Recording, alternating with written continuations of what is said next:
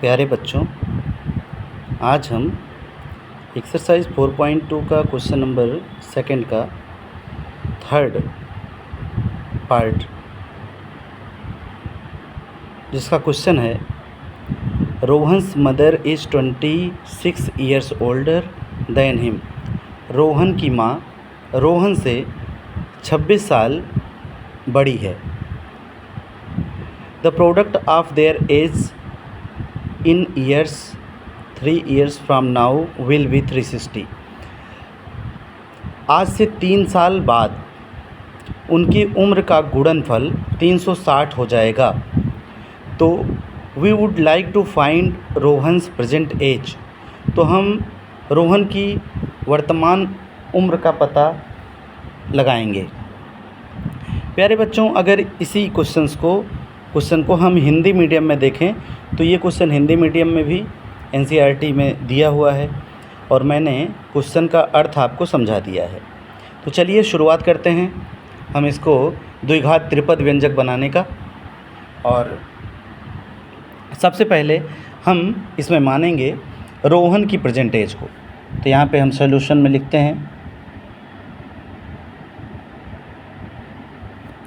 Late present age of Rohan equal x years. So अब उनकी माता जी का एज निकालना चाहें तो वो उनसे 26 साल बड़ी है। तो यहाँ पे द प्रेजेंट एज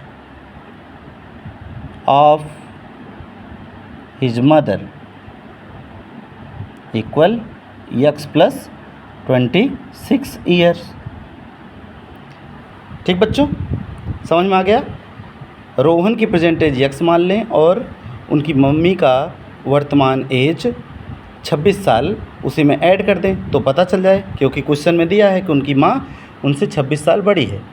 अब चलिए, अब बात आगे यहाँ पे देखिए, the product of their age 3 years from now. अब से 3 साल बाद उनकी उम्रों का गुणनफल 360 हो जाएगा। तो चलिए यहाँ पे लिखते हैं, after 3 years the age of Rohan. तो रोहन की एज में भी 3 साल ऐड कर दीजिए तो x प्लस 3 years हो जाएगा। ठीक है, और एंड यहाँ पे लिख दीजिए, and age of Rohan's mother equal x plus 3 plus 26। मतलब 26 तो पहले से ही था, बीच में 3 ला दिए हम, ऐड कर दोगे तो भी वही आएगा, x प्लस 29 यहाँ पे लिख दीजिए ईयर्स।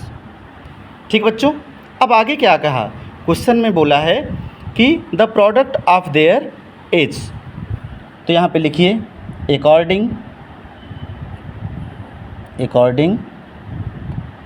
To question. मतलब क्या होता है, प्रश्नानुसार।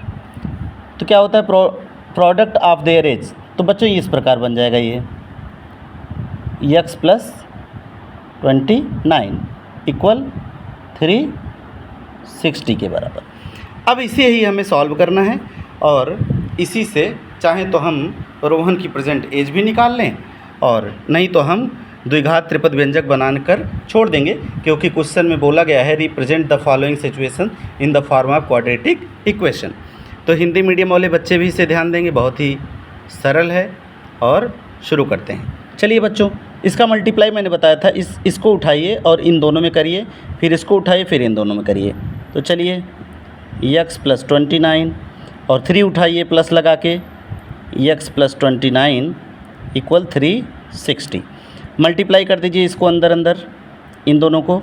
तो यहाँ पे हो जाएगा x square plus 29x plus 3x plus 3 9 जा 27, 2 कैरी, 3 2 जा 6 और हो जाएगा कितना, 8। ठीक है, इक्वल 360।